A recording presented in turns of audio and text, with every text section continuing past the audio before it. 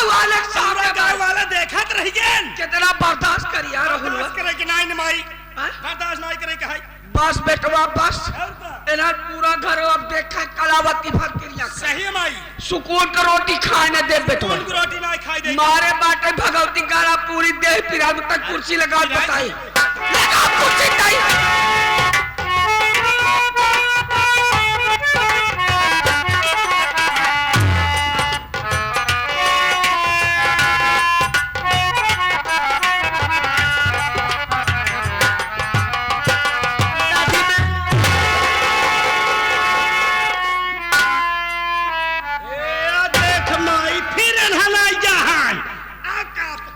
अब तो लोग कैसे चले रे अब तो लोग भाई भाई पैसा लाके चले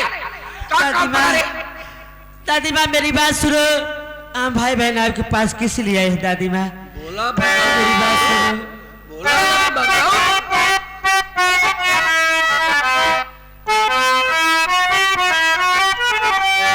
तो भूख जोरों से दादी ये मैया लागी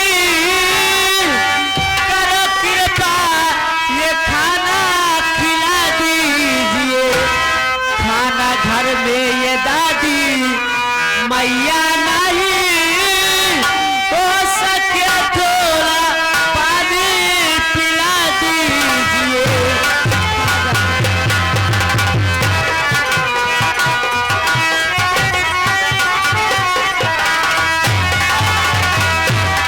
दादी माँ हमारे बेलाज कई दिन से कुछ भी नहीं खाए हैं आपके पास आए दादी माँ तो कुछ भी हो खिला दो अगर खाना घर में नहीं बना है तो थोड़ा से पानी भी पिला दो दादी माँ खाना खिला दी ताकि बरियारे और भाई बहन मिल के मारे नहीं दादी माँ मुझसे गलती हो गया दादी माँ मेरी गलती माफ कर दो आज के बाद मैं आपके ऊपर हाथ कभी नहीं उठाऊंगा मेरी गलती माफ कर दो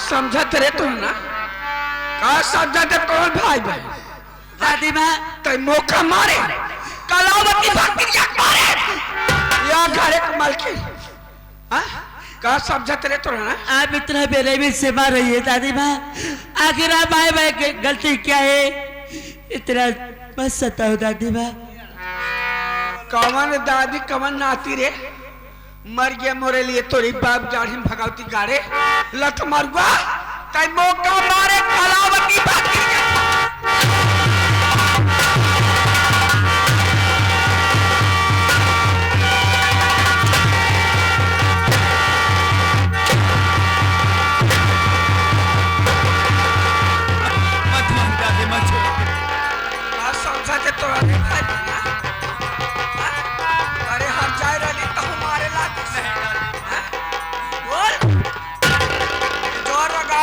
घूमत यहू ना समोर खरीदा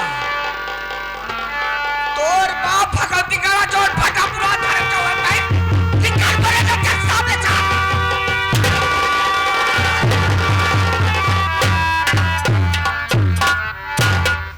करेली तिलिया लुठिया मार तोरी बाप दाढ़ी में मरवाई ता तोसी मारते कैसे मारे तेरे मुझसे गलती हो गया दादी माँ मेरी गलती माफ कर दो मैं कह रहा हूँ आज के बाद आपके ऊपर हाथ कभी नहीं उठाऊंगा गलती गलती तोरी बाप की गलती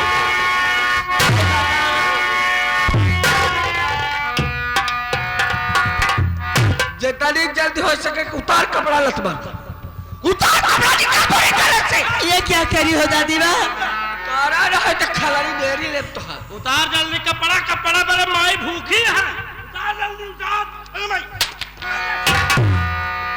बड़ा बड़े माई फूटिया या तो से हड्डू चबाई जाओ। दादी माँ मेरे कपड़े मत उतरवाओ, मैं आपका घर छोड़ के चला जाऊंगा दादी माँ।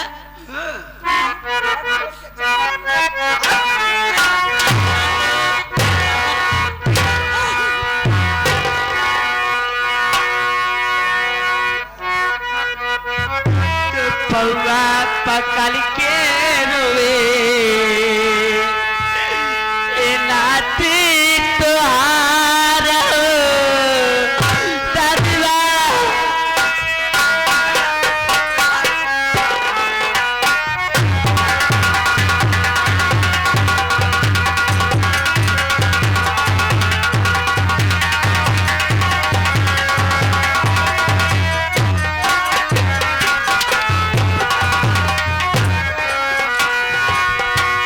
पौवा पकड़ के रोवे ए नाती तोहार ये पौबू खजाना कवन ए नाती के मार हो।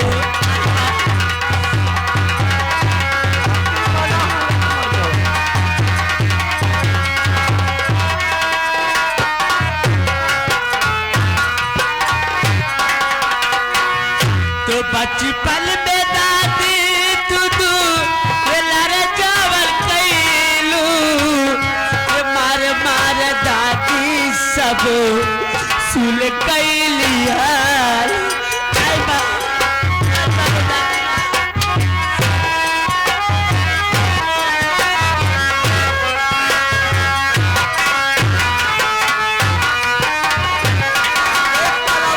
तो बचपन में दादी दूधू लारे चावल कैलू मार मार दादी सब ये सुल कैलिया लो।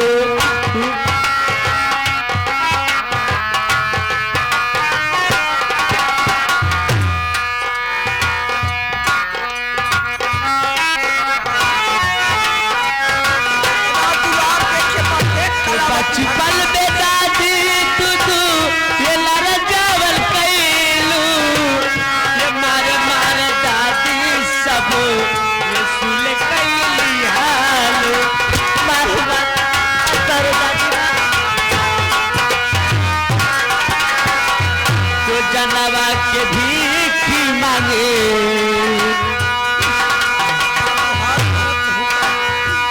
तो जनवा के भीख मांगे ये नाती तोहार हो ये पौबू खजाना कवन ये नाती के मार हो।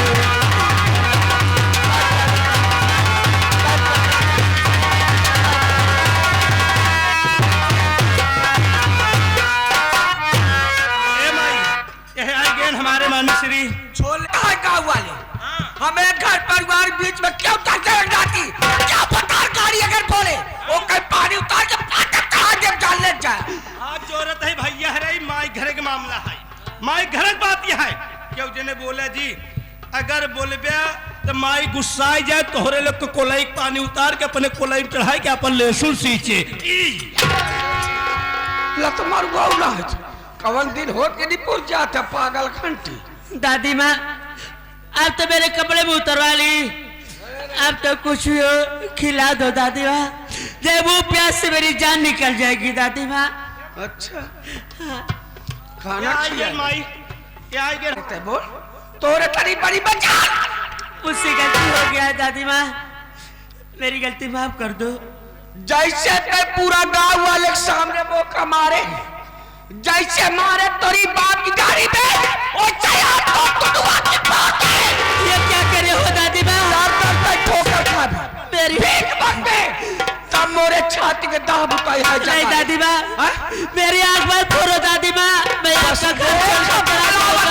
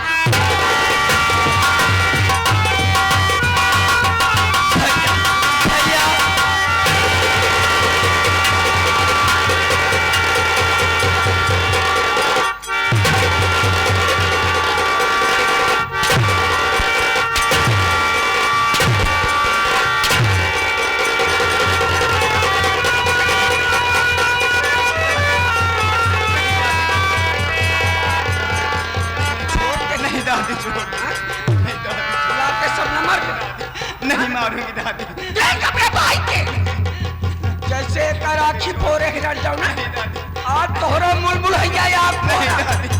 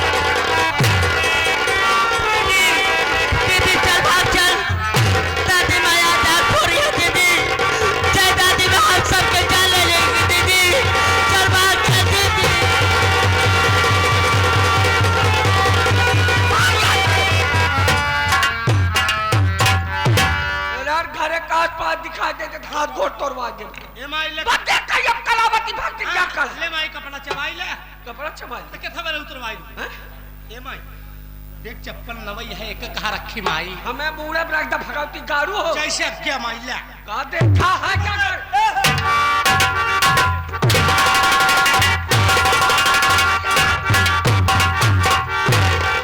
ना पागल यहाँ घरे में एक का दिन मुंह से दवाई खिया के हमने पोरब था एक जान ले लगा कुछ काई बते कयम कलावती भक्ति एक कला गौरव वाले एक पूरा घर बिल्कुल बर्दाश्त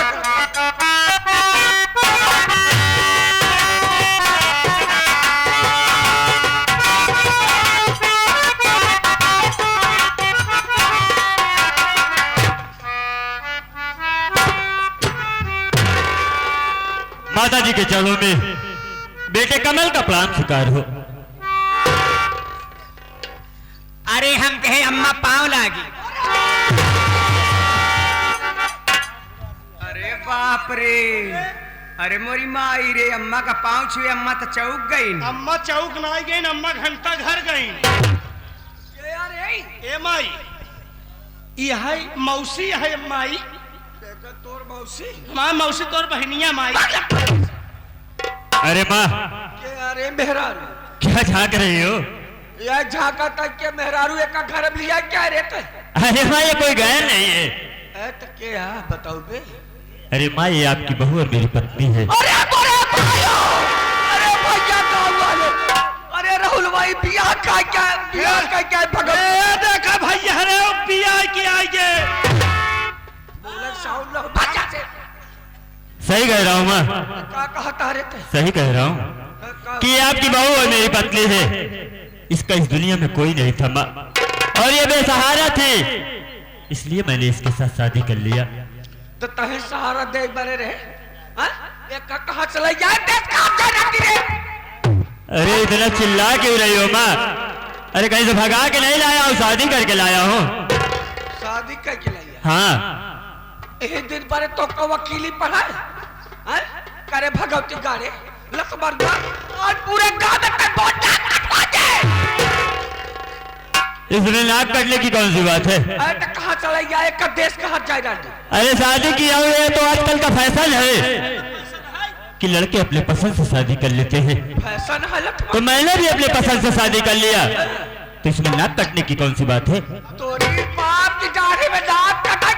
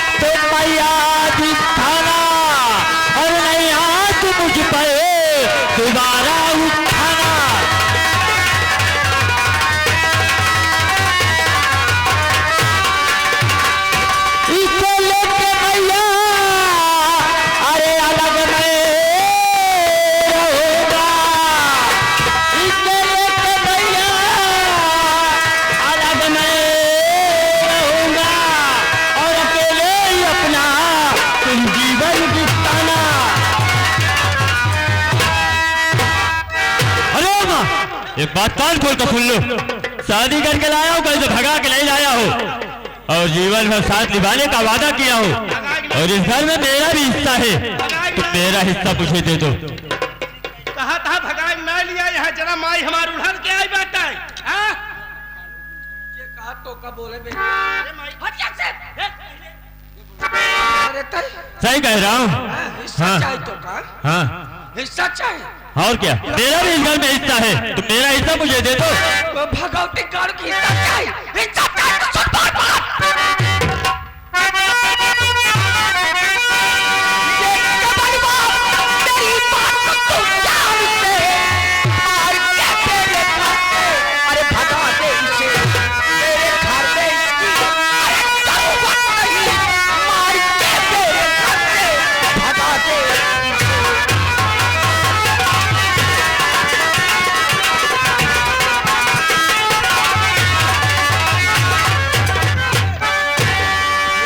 पूरा लेखो एक कहां चला याद देश का जाए ना मार पका ले घरे से तब घर हिस्सा पूरा मिली ना है देख फूटी कौड़ी न पावे या घरे के मालकिन हम एक कलावती भक्ति जे का चाहो का रखब ला लात बार भगाओ भगावती गाड़ू बल भी तुम इस घर के मालकिन हो, मगर तुम अपनी मनमानी नहीं कर सकते, और तुम्हारे कहने का मतलब ये है कि मैं इसे घर से मार के भगा दूं, तब तुम मुझे इस घर में हिस्सा दोगी। तो मेरी बात तो सुनो माँ। घर खेती बाड़ी तुम अपना लो, अपने बलबूते पे घर बनाऊंगा मैं तेरे घर की न मैया, अरे जरूरत मुझे सुख की रोटी कमा कर खिलाऊंगा मैं।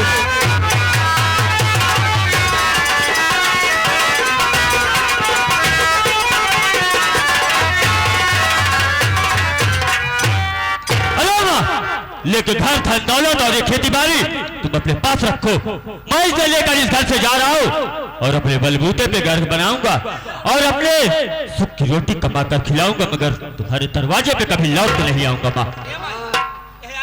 पाई गया हम माई का माई का करे भगाऊंगा तू घर से सही कहती है माई, लत मारूंगा ओ जवन की माइक पाई गया है बुढ़न की माइक भूल जाता है। ये माई है आई गेन हमारे राम कृपा चाहिए से तनी सुना दुई बात अम्मा से महू कैले दखे जान मानिन जाए। मेरी माँ होगी, मेरी बात नहीं मान रही है, तुम्हारी बात मानेंगे? ये जाने मैं आए जाए लो कर लो बात। ए अम्मा, अम्मा हो तो कम मखाती तो कम मखाती तोहार अम्मा हिन। हाँ ये तोहार अम्मा हिन, ये हमारा अम्मा है। ये तोहार अम्मा हिन, हम तोहार बड़का बाबू वही। और का ए माई दे मुंह से दवाई नहीं पूछ जा रुक छुड़वा समूले आ भगवती गाड़ू। अम्मा क्या काम अम्मा कह रहे थे? तो का कहता ही हो अब दोबारा अम्मा कहू हर जाइयो ना तो मात मात तोहरे बूढ़े का बाल पीट ले। आखिर काहे इतना नाराज या भागा जाए ना जब भागिया से जा जहां घर द्वार पर भाग कहा जाई मावा, हम कहे घरे में रहाई देबू ना तहार बड़ी सेवा करब, सवेरे सवेरे तो का खौलते पानी से नहवाऊ फफोला पड़ जाए तो का गरम गरम जितना भाप पागल निकल हाँ हमारे घर में बसे रहे, जितना पागल हम सब जन के ठिकाने न लगाए तो बताए। तो का गरम गरम भाप निकर सवेरे सवेरे हेलुआ खियाओ, गरम गरम पकौड़ी खियाओ। हमार माई पिलहौरी नहीं खात तो का पकौड़ी कहा थी पेलहौरी नाही। तोहार बड़ी सेवा करब अम्मा, तोहार कपड़ा धोब, लत्ता धोब, तोहार गोड़ दबाओ, हाथ दबाओ, मुंह दबाओ, जरूरत पड़े मावा तोहार करिहामो तोरब। बस कर तू तब यहाँ घर में रह सकत हो, तोरे देख कैसे तब यहाँ घर में रह सकत हो। डर नहीं लागत। तू खाली तू माइक मूड दबाई, माइक गोड़ दबाई, माइक हाथ दबाई और माइक जोन बाकी बचे माइक हम कुल दबाओ। कर हर जाए रंडी क्या अम्मा तोरे घर में बाप महतारी भाई के वहाँ क्यों ना गली गली छुछुआत क्या लवंडा हैरत क्या हमारे लड़के मिले रहना हर जाए रंडी तो का। ए अम्मा अबे दांत रिपोर्ट के हंसत क्यों हम खलारी देर के पाई। ए मावा जब नान के रहने तब हमार माई बाबू मर गए। हाँ एक भाई रहे उन्होंने पता नहीं कहीं बिछड़ गए। ओली पूरी गया मान लनी पूरी गए मावा। बेटवा ई रंडी है सही कहा दिया माई रंडी है। ई रंडी है ये रे रंडी तो है ये भाई। ने करे बाप को पता है जब माई के न हर जे कहा जाए रंडी के गली गली छुछुआत बा हमारे लड़का पिला रे तो कवन जात के हर जगह बोला फला बे बेटा को फंसा ले रे हैं कवन जाती ही? ए अम्मा सबसे पहले तू बतावा कि तू कवन जाती हो? ए चुप। हमसे हमारी जात पूछे रे। हाँ माई तो जात पूछत बा। कवन जाती हो? तो का पता ना यह का माई हमार कवन जाता। हमका क्या पता तहर माई कौन जाती है? हमार माई मुसहरी नहीं है। मुसहरी नहीं है और इज्जत का चरा करे में लगा है लत मार। रुक छोड़ो भाई चाप हे माई ए राहुला ई बतावा तहर माई के थक बनी है तनको पिघलते नहीं न हो। कैसे पिघले हमार माई तो प्लास्टिक बनी है। तो जी बोला भाग हर जाए रंडी जाए कहाँ जाई अम्मा? जा जहाँ घर द्वार पर भाग। हम न जाबे। कलावती भक्तिनिया हमारा भक्त खलरी तो हाँ नेरी ले पाई। आई मोरी माई रे तो का खलरी ने रही न चाहे मावा भक्ति नहीं है मांस मछली से तो दूर रहे चाहे। ए हमार माई माछ मछली उछली नहीं खा। तब का खाती? हमार माई खाली पचौनी खात का भोग। जे खात बोले पर रे तो गलत पर हुआ। बोलत है का माई? जब भाग्या से कहाँ जाई? चली जाओ ना तार मैं चल तू ना आई। ए अम्मा यहाँ घरे से कतहु न जाब बिया ही के लेके आता है कहूँ भगाई के नहीं समझू कि नहीं या घर से न जाब या घरे मरो हिस्सा बा। एक सकलिया देखी रंडी है जा यहाँ रे। सकलिए देख के बताऊता यही माई रंडी है। देख कैसे सजी बजी में सही कहती है माई रंडी है। माई रंडी है तहार तजी बोला कर भाग्या से न जाब। हम खलरी ले ले ए कलावती भक्तिनिया तो से जवन करत बने कैलिया घर से न जाब तो न जाब। तो मोर नाम ले हर जाए रंडी। हाँ तोरे करीब बड़ी बचा तो है डर ना लगे तो बताओ।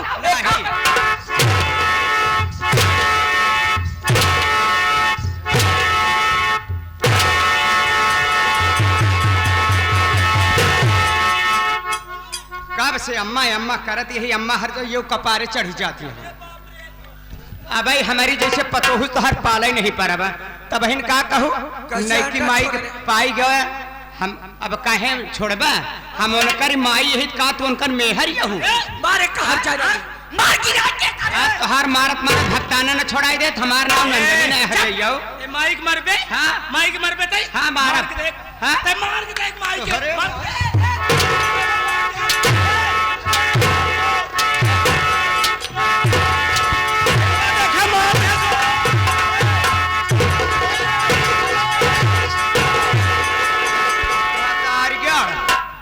अम्मा अम्मा कहते हैं मक्का पारे चढ़ी जाती हैं जौन ट्रैक्टर के पछिला चक्का से फूली है ना भाई के सूजा चौक दे पंचर हो जाबू हर जाइयो।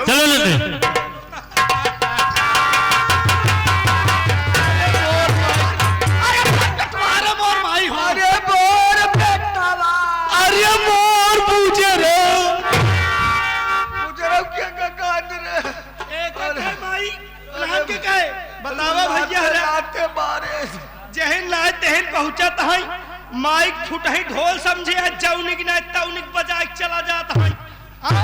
बस राहुल बेटवा बस बिल्कुल बर्दाश्त के बाहर पड़े। ये हर जाए रंडी जैसे मार के जादा जैसे मार के जादा बेटवा सुकून के रोटी खाए न दे। देखा ये मेरा पूरा घर अब कलावती भक्तिया कला। ए बेटवा जतरी हर दिन दूध चुराई के लिए अब तो ए माई हरदी दूध नाई ने कहती दूठी अंडल है ही हुई काट दे माई खाई ले पी रहा जा। अंडा खा ली माई कवन दिन हो के रिपोर्ट जाता ना चला जाता हचा चार की मरबा चार चार काल है लत मार बाऊ रुक छोड़ो बात सब बोला बस देखो भाई करेगा कलावती भक्तिया कर